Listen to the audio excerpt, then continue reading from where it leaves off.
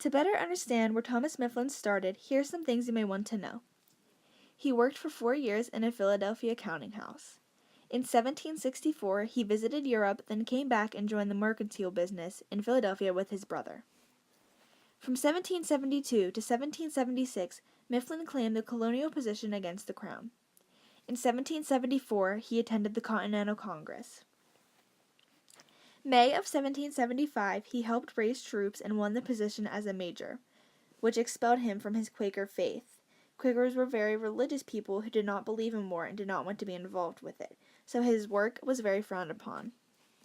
Summer of 1775, he became an aide-de-camp to Washington and quartermaster general of the Continental Army. Late in 1775, he became a colonel, and in May 1776, a brigadier general.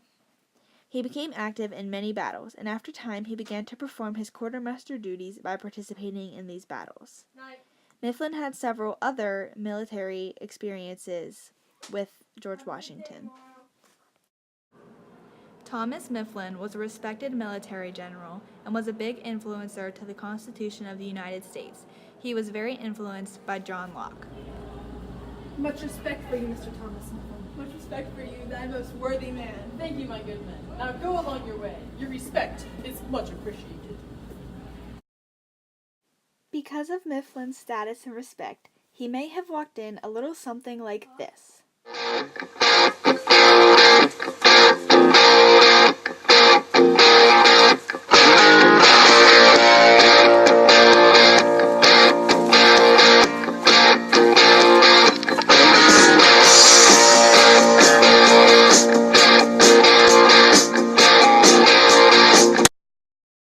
During Mifflin's time in the service, Captain Charles Lee had composed a plan of organization for the future American Army, and he shared his ideas with Thomas Mifflin and many others, including John Adams and George Washington.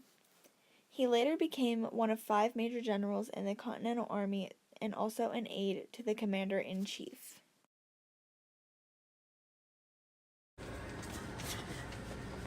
You're a good fighter, but you will not win this battle.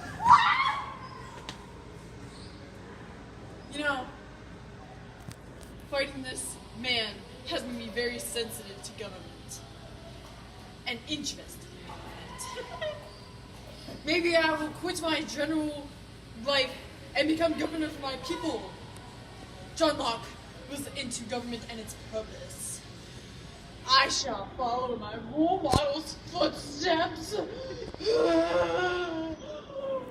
Because of Mifflin's war experience, he became more aware and sensitive to the need for order and control, although his other governmental views remained the same.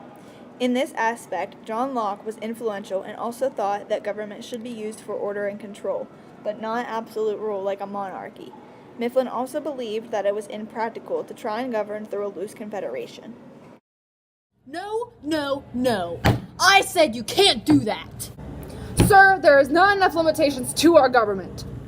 Too many limitations will make government too powerful. We want a monarchy!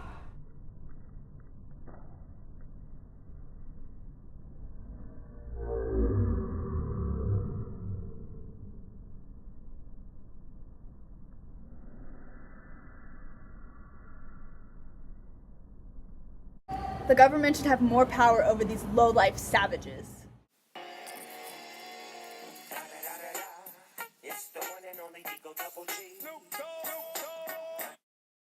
And Mifflin thought to himself, No, a monarchy is bad. John Locke never wanted the government to have all the power. The power belongs to the people. Government speaker and a representative, I say there shall be no monarchy but separation of the powers, so no government branch has more power than the other. Mifflin was considered a leader for calling for changes and limitations, such as the scarcely defined powers, because he wanted a balanced division of political power between the states and national government. John Locke believed that the preservation of the government that's ruled by the people is very important.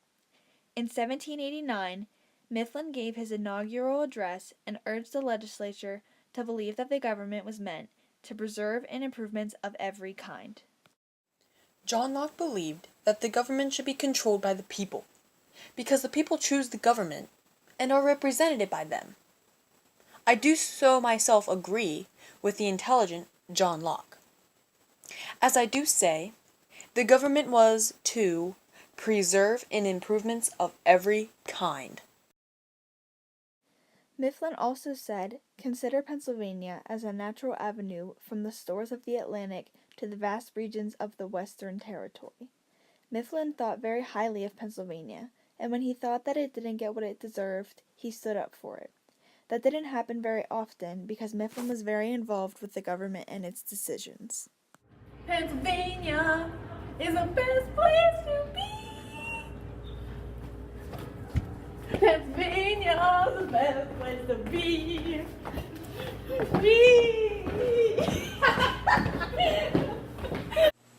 You know me so well. I did say that. Correctly predicted, imagination can hardly paint the magnitude of the scene which demands our industry, nor hope exaggerate the richness of the reward which solicits our enjoyment. His ideas of improvements and the richness of the reward are now the central questions of Pennsylvania history. Improvements are what we will thrive in, for the world is in need of improvements. The richness of the rewards is very great and achieving, no matter what you do. The imagination of the mind is something you will never get back, and you must feed it. I will say my famous quote, imagination can hardly paint the magnitude of the scene which demands our industry, nor hope exaggerate the richness of the reward which solicits our enjoyment. Thank you.